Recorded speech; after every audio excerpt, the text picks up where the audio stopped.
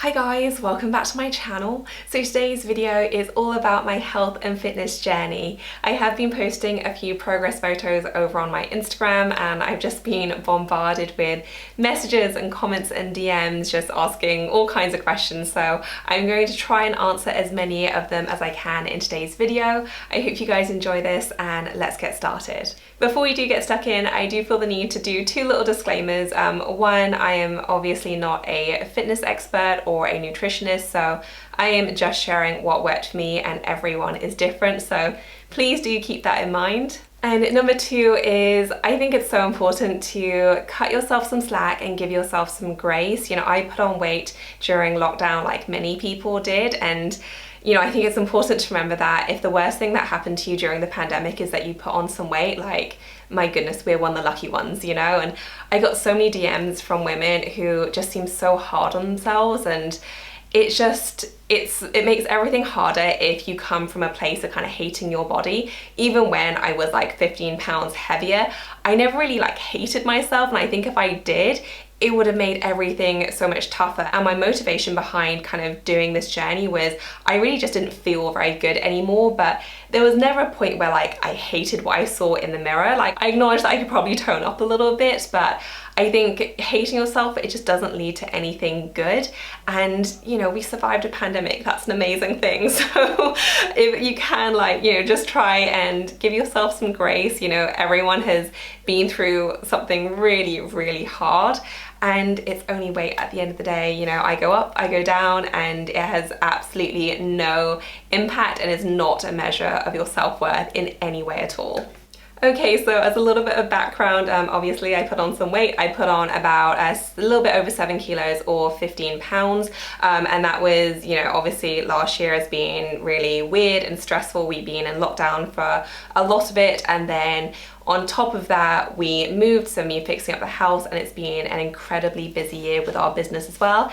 And I've been doing YouTube too, so it's just been an incredibly stressful time, and because of that, we let our health slip, our eating habits, and our fitness, and I'm using we because Dan is the same, so he kind of embarked on this journey with me. And then for me, it really kind of came to a head in April when I realized that I'd put on like 15 pounds and I just didn't really feel good in my body anymore. Not necessarily in terms of just like looking in the mirror and not liking what I saw, but I just felt low energy and lethargic, and I felt like I was getting irritable more quickly, and I just didn't feel like I had the energy levels I needed to get myself through what are very, very busy work days. So I wanted to make a change, and so I kind of embarked upon it in April, and I've been doing it ever since. And I've really, you know, gone up and down in terms of my weight, but this time I kind of tried some things which were just totally different from anything I've done before, and I actually lost the weight that I gained pretty quickly. I lost the 15 pounds in a little bit over 12 weeks. I think it was like 12 and a half weeks.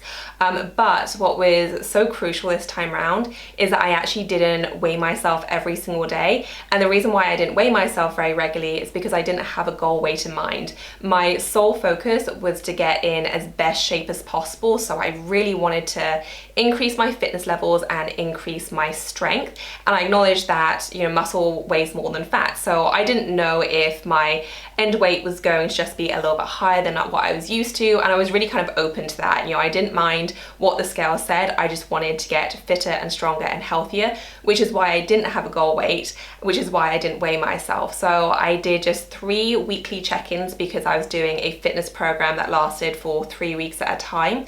So I weighed myself every 3 weeks, and it just so happened at the end of the 12 weeks I had lost the weight, but it was very much a byproduct of the overall process, which I'm going to try and go over now in more bite-sized chunks. So I have like all my notes here in terms of like what I did differently, because I want to try and cover as much as I possibly can. The biggest difference maker obviously was that I worked out every single day, and I am not a naturally athletic person. I know some people are. Dan definitely is. He's one of those people that can just pick up any sport and be pretty good at it the first time round. I am not one of those people. I hated gym class. I am not a natural exerciser. And I've kind of worked out like occasionally over the past few years, but you know, if I did one workout a week, that was like a win for me. And even then, like I was very, very sporadic. So at no point did I actually feel like I was fit and healthy and strong. And that's really what I wanted to remedy this time around. So the fitness programs that I did are both from Beachbody, which is just a subscription program that you can do.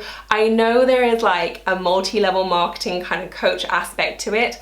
I've never engaged with anything like that, so I'm not very familiar with it. I just pay my subscription and do the workout, so you don't have to, but I did 21 Day Fix, and then I did 21 Day Fix Extreme. Those are 3 weeks, and I did 21 Day Fix twice over, and then I switched to 21 Day Fix Extreme, which I've been doing ever since, and that's just in 3 weekly blocks. And all it is it's just 30 minutes a day, and it's a different workout every single day. It is every day, but like there are kind of active rest days, so you do yoga one day and Pilates another day, and then the other workouts are a mix of cardio and strength training. There's some plyo in 21 Day Fix Extreme. It is a mix of different workouts, and I absolutely love it.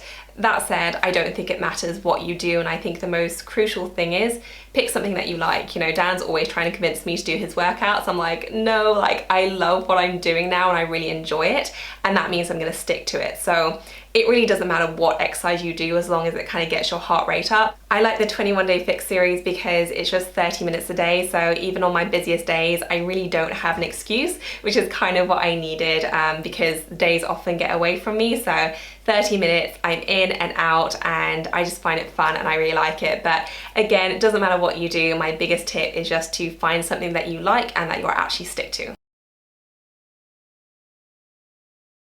And a really big component, I think, of my success in terms of achieving my workouts were the fact that when I did show up, and I did show up pretty much every day, I missed hardly any workouts, I really gave it my all. So because it was only 30 minutes, I didn't feel like I was ever wasting time. And because I knew I only had 30 minutes a day to kind of really make that difference, I gave it my all. So I would really try my hardest. I'd push myself every single day to my limit.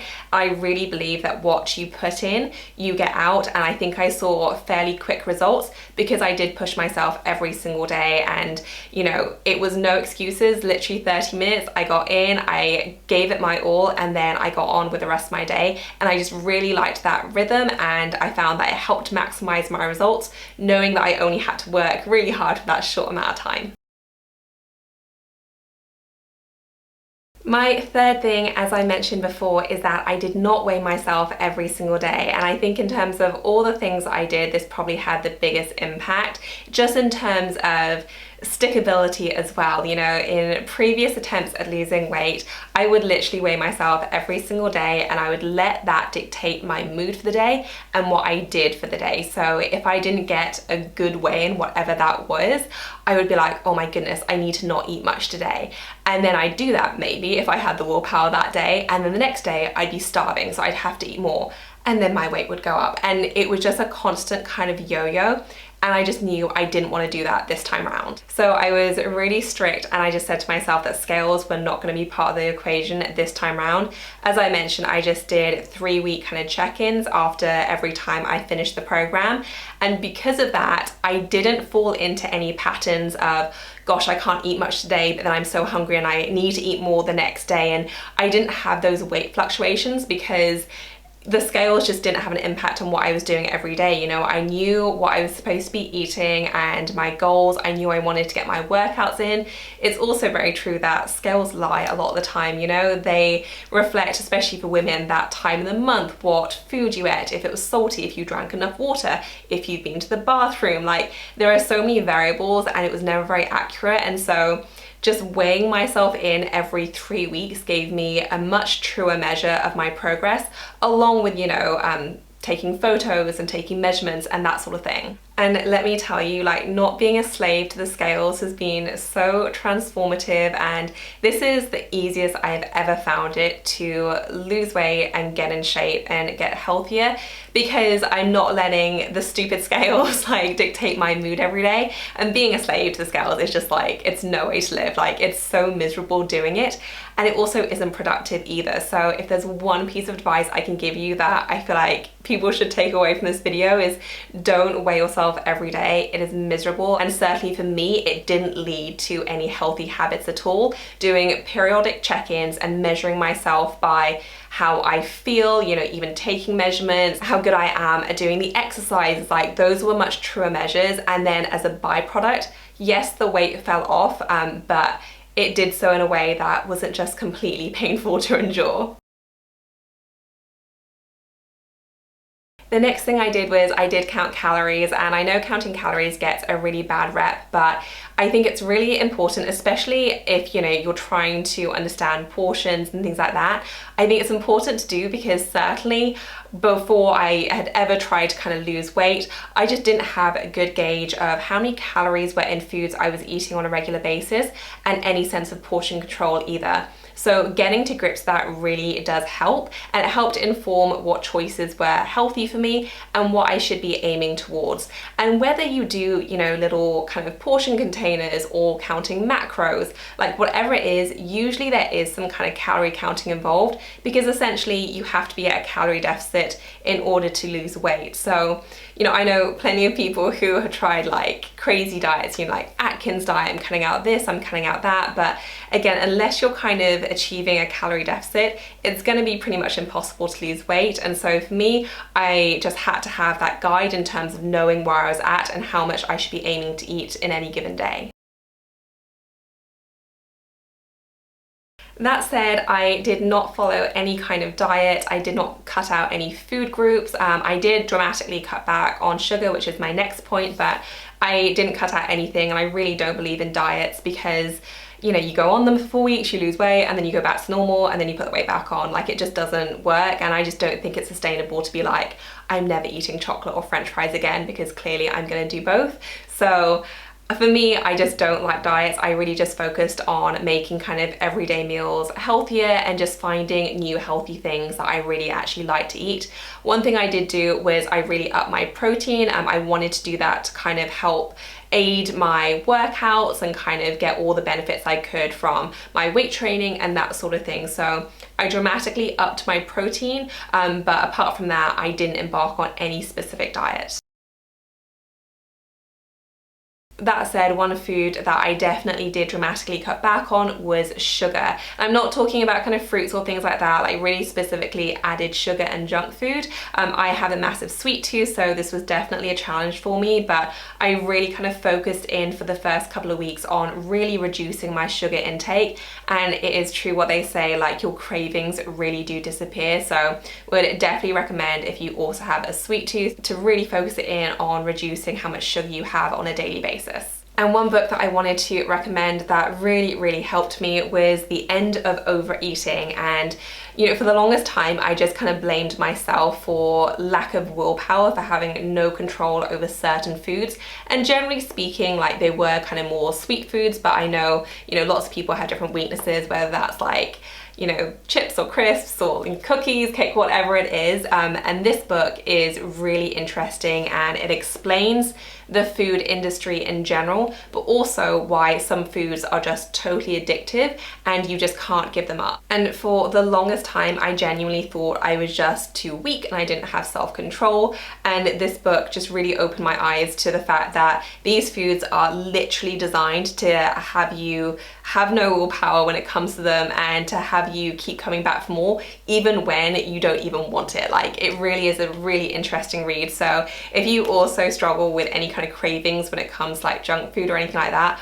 I would definitely recommend reading it. It really opened my eyes and made me realize that actually the problem isn't with me, it's with a lot of the bad food, which has just a ton of additives and sugar and a really kind of toxic combination of ingredients that are designed to get you completely hooked on whatever junk food it is that you have a weakness for. The next thing we did was we cooked way more, and I think this is particularly so crucial in the first couple of weeks when you're trying to adjust to a diet change and trying specifically to stay away from bad foods. Previously, I've just gone from, you know, eating bad, albeit yummy foods, to just eating really bland things, which I'm not excited about. You know, it'll just be chicken breasts and some beans, and that's just not all that exciting. So this time we really made an effort to try new recipes and try different foods and experiment.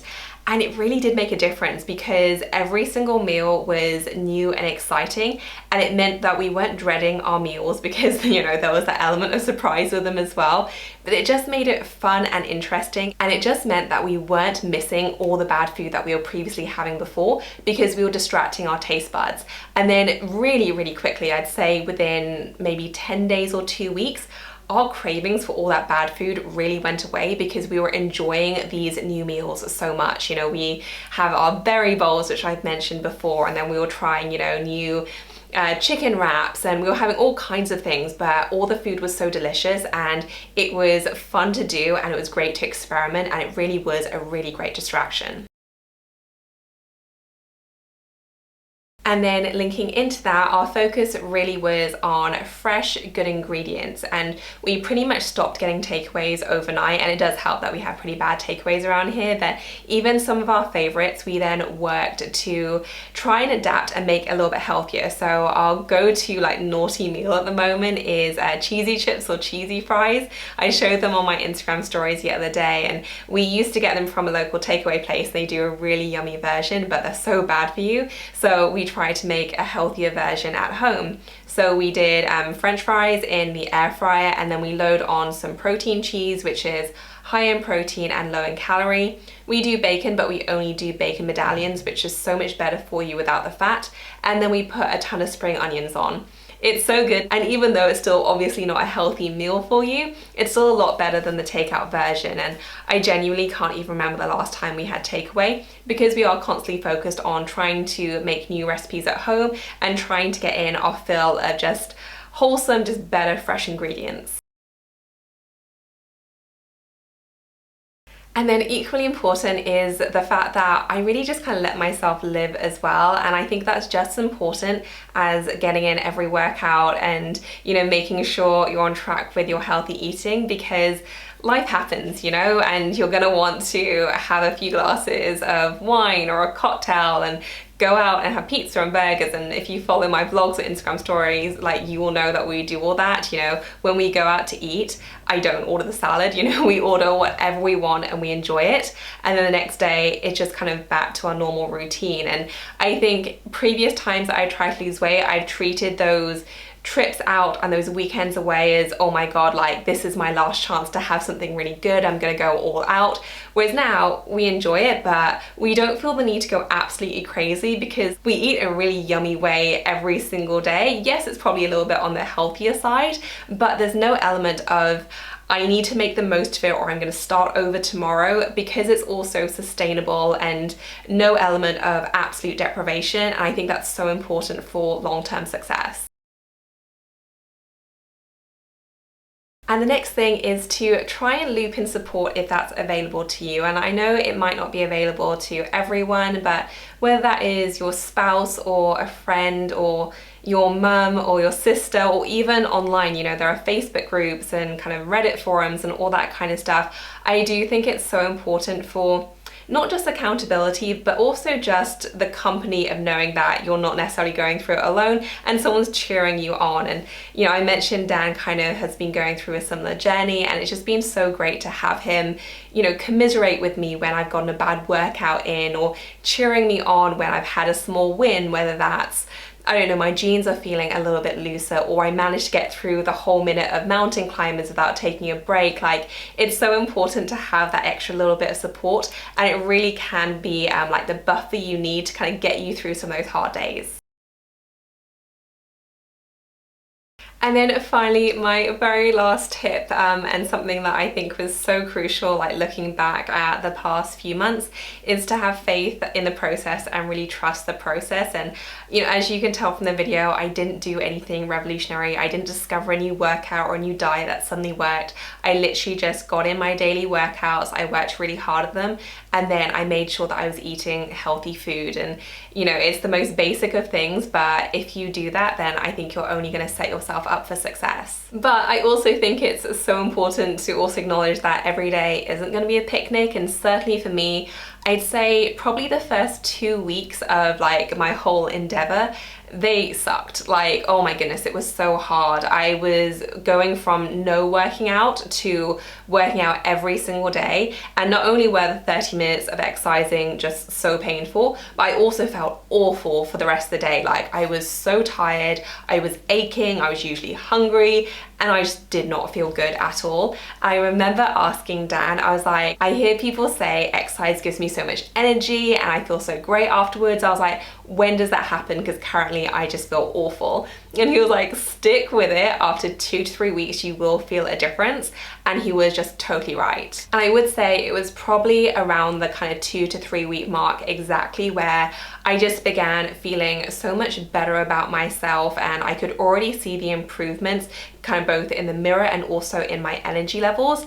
And now I actively look forward to my workouts, which I never thought I would say because I'm not a natural exerciser. I do feel so energized by them, and my recovery has gone from like, you know, 7 hours of being wiped out to I literally recover within 60 seconds of my workouts, like, and I'm ready to go again. So it is amazing how quickly your fitness will catch up to you. So know that if you do start, and if you're starting from as low of a point as me and, you know, struggling to get through your workouts and having to pause a gazillion times, like, it does get better, and it actually does get better really quickly if you stick with it. I think that also goes for food as well. And, you know, the first kind of week or so, we definitely had more cravings. It was a lot harder, definitely helped by the fact that we were trying so many new recipes and foods. And so that was really fun. But after a little while, like, you just don't miss the kind of bad stuff anymore. And as I said, you know, we still absolutely go out and indulge, but if we do that kind of 2 or 3 meals in a row, like me and Dad both said, like, we feel awful afterwards and we actually miss all that healthy food. So again, it's amazing how quickly your body responds to it and gets used to certain things, whether that's working out or getting used to that healthy food. So stick with it. Like, if you are coming from a place kind of zero like I was, it does get better, and it gets better really, really quickly. So that is it for this video, guys. I hope you enjoyed it. I feel like I waffled on a lot, so I'm going to do my best to edit this video down. I hope I covered what you wanted to know, but if I missed anything out, if there was anything extra you wanted to know, leave me a comment, and if there are a lot of questions, then I'll film a video. Otherwise, I will try and get back to you. If you enjoyed the video, please do give us a thumbs up, and as always, thank you so much for watching. I will see you in my next one. Bye, guys.